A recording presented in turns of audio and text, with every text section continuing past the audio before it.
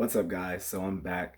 So, other than the one, my one subscriber, other than, the one person that follows me, um, some of you may not be familiar with some of the older content I made. And yeah, it's a little janky, don't get me wrong, but things will be improving, once I get a little bit of funds to do my George Lucas style upgrades to this channel.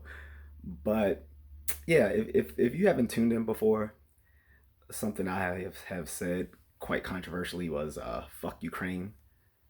And what do I say now? Still, fuck Ukraine. So amongst all the other things that I've already cataloged in my previous videos, and I'll link some of them up here, uh, we're finding out that, Russia is getting desperate. So it seems as if mainstream media can be believed, because sometimes they cannot.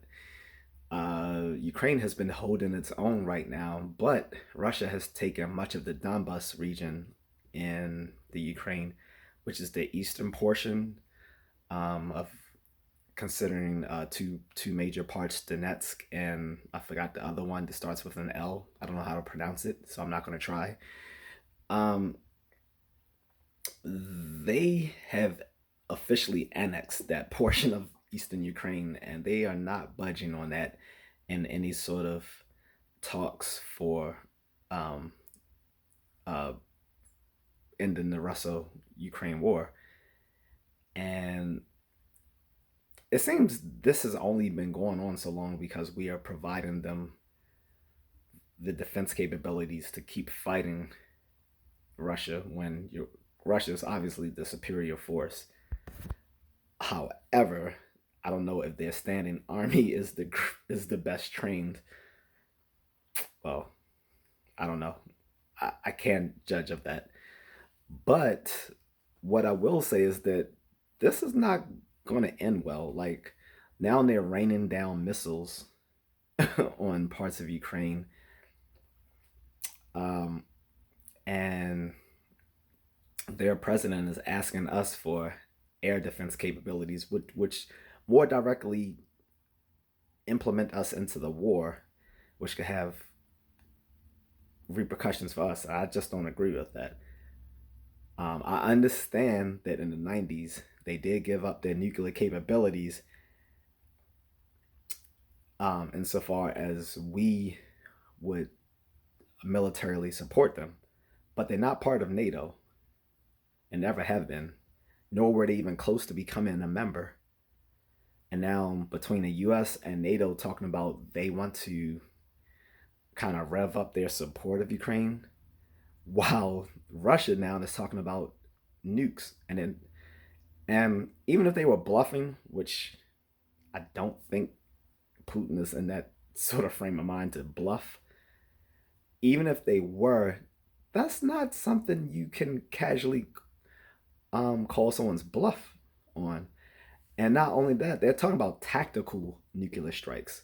What tactical nuclear strikes means, these are smaller, more precise nuclear armed weapons, which means they can be used with a standing army because they're strategically um, placed. This is not good. And it's not just Putin, it's other people in the Kremlin. Dmitry Medvedev, if I'm saying his name correctly, is openly advocating for tactical nuclear strikes. This was the former president of Russia when Putin uh, stepped down to become prime minister, and I guess Obama and company thought that, when dealing with Dmitry, this was a you know uh, this was a more moderate guy or whatever. No, I mean, Putin wouldn't have put him in place to become president if they weren't aligned in their views. He's arguing for tactical nuclear strikes. This cannot go well for neither Ukraine or the U.S. and especially when Russia is starting to consider uh, the U.S. military as part of their enemy. Not good. And I live on the East Coast. We're the most accessible to a strike from Russia. Um, I don't see this going well. And like I said, fuck Ukraine. They're not part of NATO. They never have been. They weren't close to becoming a member because of their issues with corruption with their government. They put in a whole fucking battalion that's made up of Nazis, then lied previously saying there's no Nazis in our country. Our president is Jewish. How dare you? Yeah, okay. But we still have the Azov battalion out there, right? Anywho, fuck Ukraine. I don't care who gets offended by that. Um, After they, did what they did to the black and Indian people that was trying to flee the country, kept them from leaving the border, and even tried to conscript some of these black Africans to fight for them, even though they weren't citizens of Ukraine.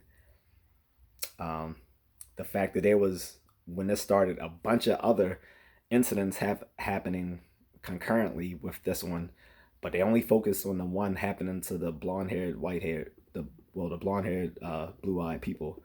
So I don't care. Um, People think that Europe is about to be dragged into um, another war. I don't care.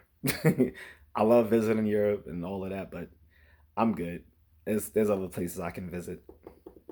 So whatever. I just don't want it. I just don't want missiles raining down here on the East Coast because of sleepy Joe Biden and all these warhawks in the Democratic Party.